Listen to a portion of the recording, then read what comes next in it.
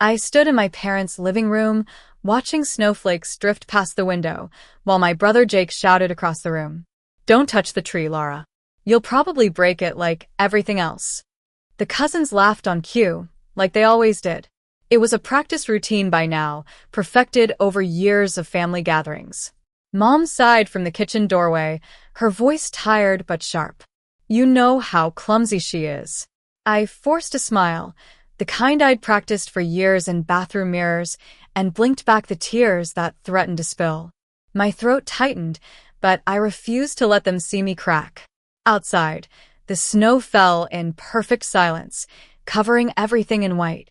Inside, I was already making plans. This would be my last Christmas like this. I didn't know exactly how yet, but I knew one thing with absolute certainty. I would never stand in this room again, swallowing their cruelty like bitter medicine. The fairy lights twinkled mockingly above me. I touched my coat pocket, feeling my phone there, solid and real. My escape route. Soon. All my life, I'd been the family's scapegoat. Too quiet, they said. Too plain. Too different. While Jake got praise for barely passing his classes, I got lectures for getting straight A's because nobody likes a show-off. Every success I managed was mocked until it felt small and worthless. Every mistake I made was magnified, dissected, turned into family dinner conversation for weeks. Jake was the golden child, the one who could do no wrong even when he did everything wrong. I was the punchline, the cautionary tale, the daughter they apologized for to guests. At family gatherings, they'd introduce Jake first, listing his accomplishments with pride. Then they'd get to me, and Mom would just say, "And this is Laura," with nothing following those words. Just empty air where my achievements should have been. I stopped trying to impress them when I was 14, but stopping didn't mean it hurt any less. The pain just went deeper, quieter, more permanent. That Christmas night, I couldn't sleep. The house was quiet except for the old furnace rattling in the basement. I went downstairs for water and heard voices from the den. Dad was talking to Uncle Raymond, their words floating down the hallway. "Laura? She'll never amount to much. I just hope she finds someone to take care of her." Uncle Raymond chuckled, ice clinking in his glass. "At least Jake turned out good. That's something." Something inside me snapped. Not loudly, not dramatically. It was quiet, like a thread breaking. I stood there in the dark hallway, glass in my hand, and felt something shift in my chest. All those years of trying to earn their love, their approval, their basic respect dissolved in that single moment. I didn't cry. I didn't gasp or run. I just stood there, and in the silence, I made a decision. I would leave. Not just the house. I would leave their world entirely. And I would never, ever come back to beg for their acceptance again. The next morning, before the sun came up, I slipped out with one suitcase. I'd packed it the night before, hands shaking but determined. I left a note on the kitchen table. "Moving to the city for work. I'll call soon." I never did. The bus ride felt like crossing into another dimension. Every mile between me and that house felt like breathing room I'd never had before. The other passengers dozed or stared at their phones, unaware that the girl in seat 17B was leaving her entire life behind. I arrived at my new apartment as dawn broke over the city. The place was tiny, with peeling wallpaper and a bathroom that smelled like mildew. The radiator clanked and hissed. The window overlooked a brick wall. But when I closed the door behind me and turned the lock, I felt something I hadn't felt in years. Safety. This place was mine. Nobody here would mock me. Nobody would tear me down at dinner. I sat on the bare floor and cried for an hour, but they were different tears. These were free. Within a week, I had 2 jobs. Receptionist at a law firm during the day, cleaning offices at night. I woke up at 6 and didn't get home until after midnight most days. My hands cracked from cleaning chemicals. My feet ached constantly. I ate canned soup and day-old bread from the discount rack. But every Friday, I took my paycheck to the bank and deposited most of it into savings. The teller eventually learned my name, smiled when I came in. Small kindnesses mattered, more than I'd realized. I kept a sticky note on my bathroom mirror, written in black marker. Remember who they said you were. Every morning, I looked at those words. Then I looked at myself. And I reminded myself that they were wrong. I was building something they couldn't see yet. Something they'd mocked me for even dreaming about. My coworkers at the law firm were kind. They didn't know about my family. They just knew me as the quiet girl who always showed up on time and smiled at everyone. It was enough. More than enough. One afternoon, my boss Harold rushed out of his office, frustrated. The entire scheduling system crashed. 3 months of appointments gone. I watched him panic for a moment, his usually composed face red with stress. Then I quietly said, "I might be able to fix it." He looked at me like I'd grown a second head. "You?" I nodded, trying to look more confident than I felt. He had nothing to lose, so he let me try. I stayed late, working through the backup files, rebuilding the database line by line. The office emptied around me. The janitor came and went. By midnight, I had everything restored. Harold came in the next morning, stunned when he saw every appointment back in place. "You're wasted here, Laura," he said, but his voice was kind. It was the first time someone had said that without mockery. The first time someone saw potential in me instead of problems. He gave me a raise and moved me to administrative coordination. It wasn't much, but it was progress.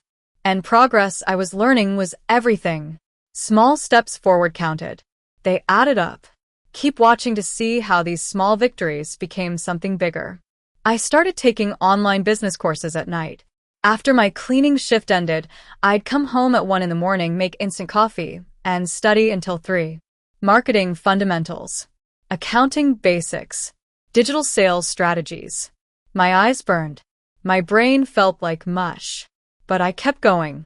Each completed lesson felt like armor, like proof that I wasn't broken the way they'd always said I was. On weekends, I practiced building simple websites using free tools. They were terrible at first, clunky and ugly. But I kept learning, kept improving. I joined online forums where other self-taught people shared tips. Nobody there knew I was the family disappointment. Nobody cared about my past. They only cared about what I could create. That community, strangers on the internet, gave me more encouragement in 3 months than my family had given me in 25 years. I printed out my course completion certificates and taped them to my wall. My own private gallery of proof. Evidence that I was becoming someone new. One night while cleaning an advertising agency's office, I overheard 2 employees talking by the coffee machine. "Small businesses are dying because they can't manage inventory properly," one said, shaking his head. "Yeah, the software's either too expensive or too complicated. My uncle's hardware store nearly went under because of it," the other replied. I stopped mopping and listened, my heart suddenly beating faster. An idea sparked in my mind, small but persistent. What if I built software specifically for small local businesses? Something simple, affordable, user-friendly. Something that solved this exact problem. I went home that night buzzing with energy despite my exhaustion. I opened my laptop and started researching. Market gaps. Competitor analysis. What small businesses actually needed versus what was available. The more I researched, the more I realized this could work. This could actually work. It scared me how much I wanted it. But I'd learned that wanting something wasn't weakness. It was fuel. And I had plenty of fuel after years of being told I'd never succeed. I spent the next 4 months coding. I used every free tool I could find, watching tutorials, reading forums, debugging until my eyes crossed. I barely slept. My apartment became a cave of coffee cups and scattered notes. Code covered every surface. Twice, my laptop crashed, and I thought I'd lost everything. The second time, I sat on my floor and cried for 20 minutes, convinced I'd wasted months on nothing. Then I started over. I built a simple inventory management system with an intuitive interface. Color-coded alerts. Automatic reordering suggestions. Sales tracking. Everything a small business owner would need, without requiring a computer science degree. I tested it obsessively, breaking it and fixing it, making it foolproof. My neighbors probably thought I'd lost my mind, talking to my computer screen at 3 in the morning. By February, I had a working prototype. It wasn't pretty, but it functioned. Now I needed someone to actually try it. My hands shook as I made a list of local businesses. This was the moment that mattered. Would it actually help anyone, or had I wasted months on a dream? Mrs. Smith owned a bakery 3 blocks from my apartment. I'd bought bread there every week since moving to the city.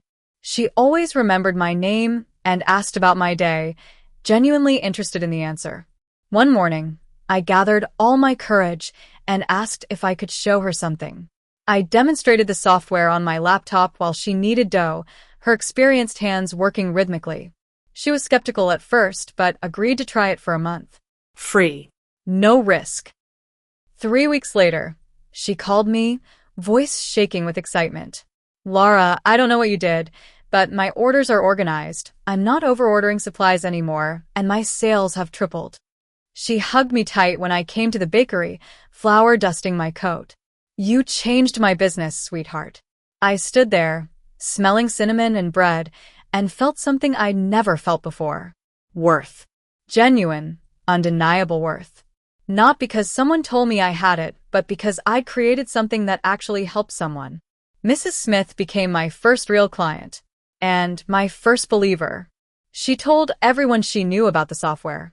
My phone rang one Tuesday evening. Mom's name flashed on the screen. I hadn't spoken to them in almost a year.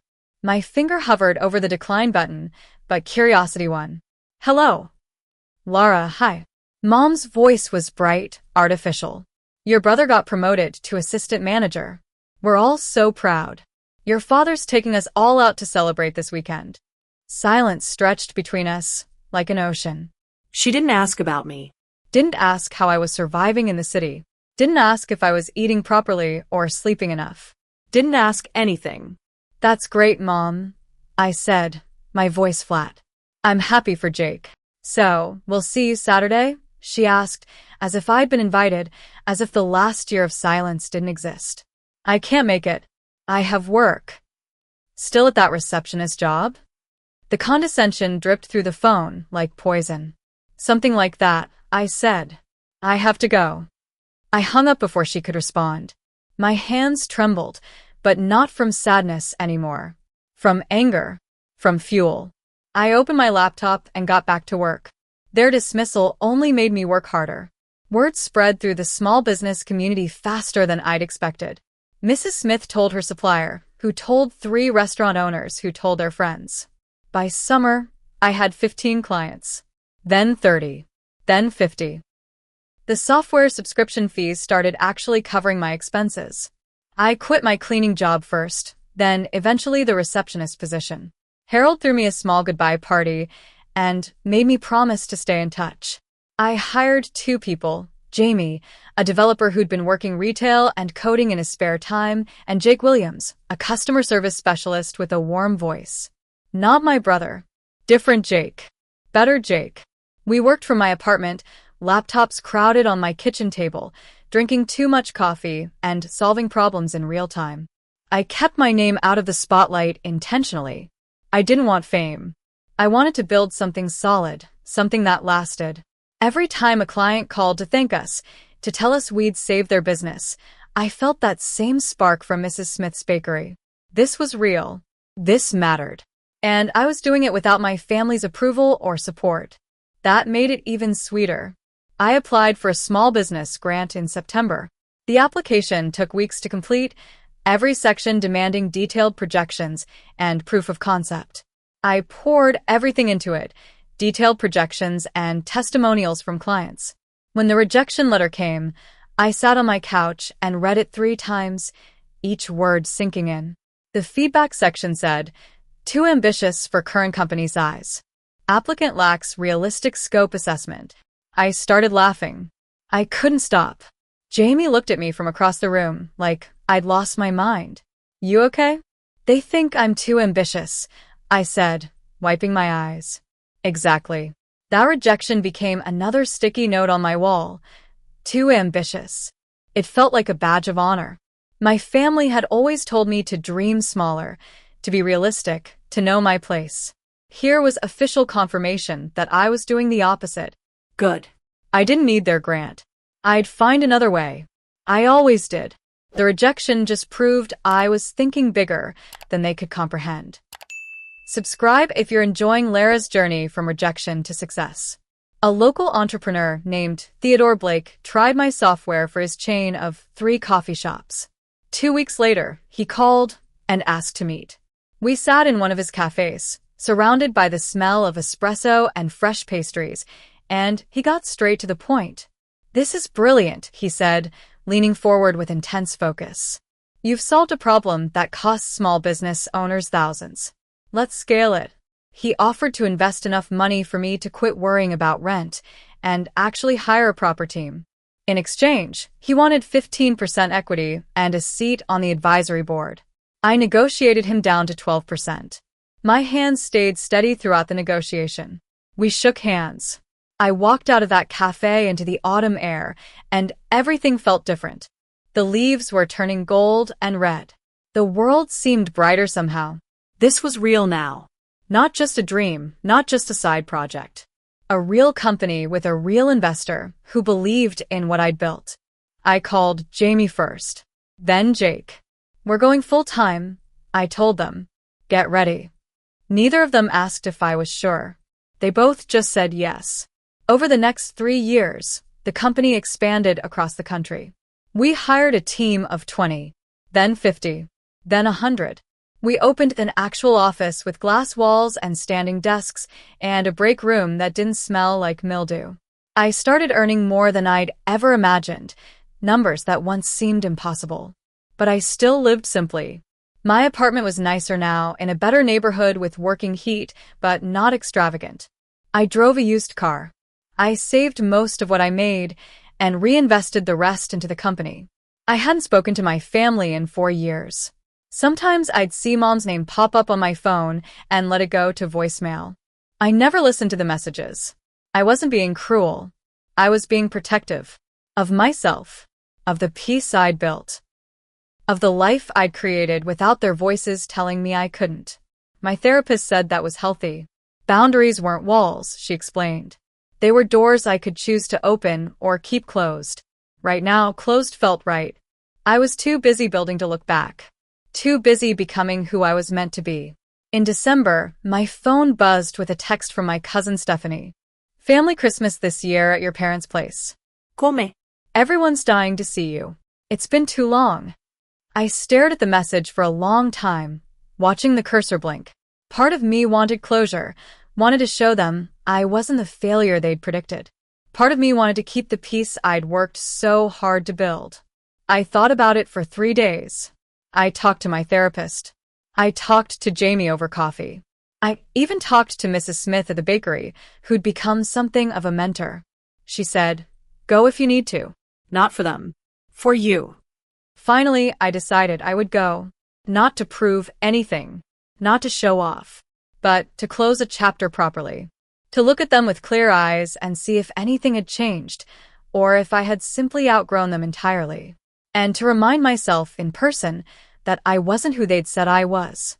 I texted Stephanie back. "I'll be there." Then I made arrangements for something that felt both practical and symbolic. A reminder to myself of how far I'd come from that cold apartment floor. I booked a private charter flight through our company's partnership deal with an aviation service. We'd negotiated it months ago for client meetings across the country. It wasn't about showing off. It was about reminding myself of the distance I traveled. From that girl crying in a cold apartment to this. A woman who built something real, something that mattered. The flight was scheduled for Christmas Eve afternoon, returning Christmas night. Quick trip. Minimal exposure. I packed light, just to carry on with one outfit change and toiletries. My team thought I was crazy for going. "You don't owe them anything," Jake said, looking concerned. "I know," I replied, zipping my bag. "That's exactly why I can go. I'm not going for them. I'm going for me." The night before the flight, I stood in my apartment and looked at all those sticky notes still on my wall. "Remember who they said you were. Too ambitious." I smiled. I remembered perfectly. And I'd proven every single one of them wrong. Not to spite them, but to save myself. That was the difference. Revenge wasn't my motivation anymore. Freedom was. I walked through the snow to that familiar front door, my breath forming clouds in the cold December air. For a moment, I was 25 again, standing here with a suitcase, preparing to escape. Now I was 30, and I was choosing to walk in. The difference mattered. I rang the doorbell instead of using my old key. That key was probably still in a drawer somewhere in my old apartment, left behind with everything else. Mom opened the door, and her face went through several expressions at once. Surprise. Confusion. Something that might have been guilt. Lara, you came. The living room fell silent as I stepped inside, snow melting on my boots. Everyone stared like I was a ghost returned from the dead. Aunt Patricia, with her wine glass frozen halfway to her lips. Uncle Raymond, mid-conversation. Stephanie and her husband on the couch. And Jake, my brother, standing by that same Christmas tree.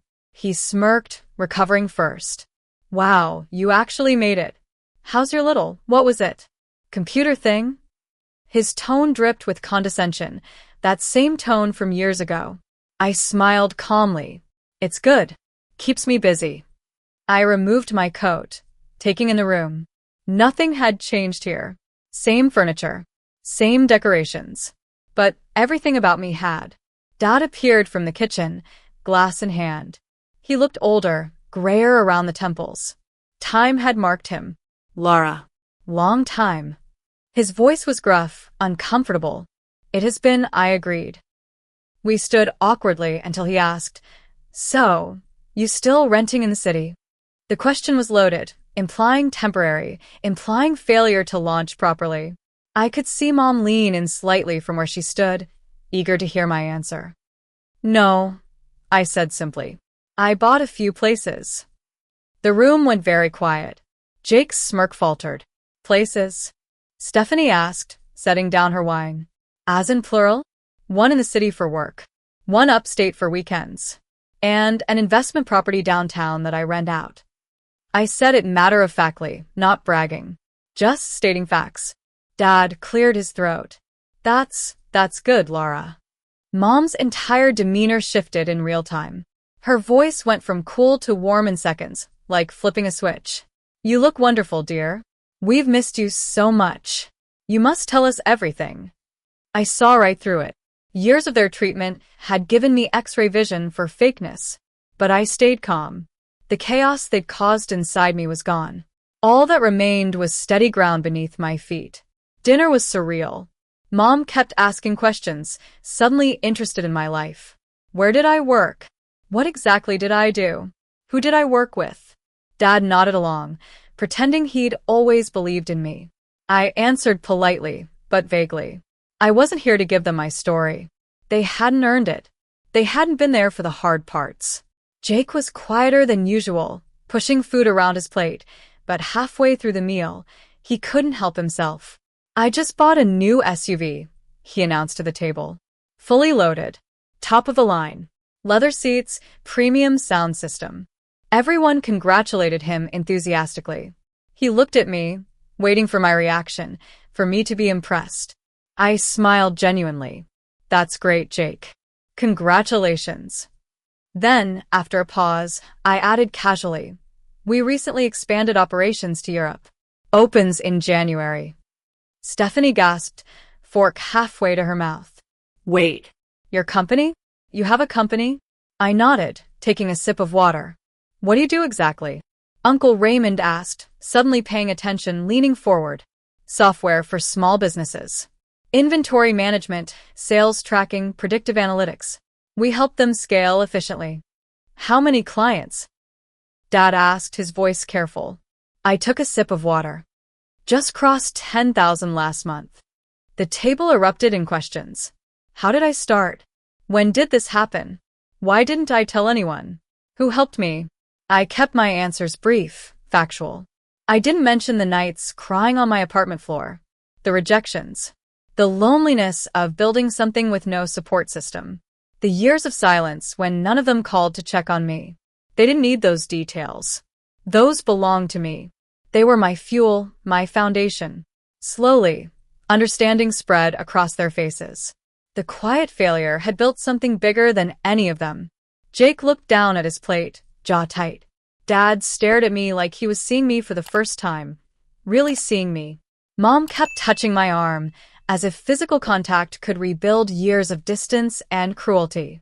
"You've done well, Laura," Dad finally said, his voice strange, almost uncertain. "Really well." "Thanks," I said kindly.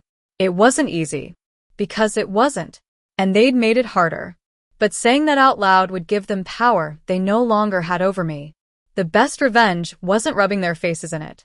It was succeeding so completely that their opinions became irrelevant.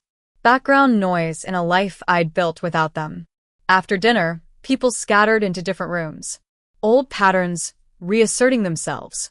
I stood by the window, watching snow fall under streetlights, when Jake approached.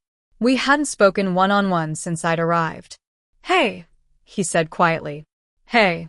Silence stretched between us, heavy with years of cruelty. Then, "Why didn't you ever tell us?" he asked.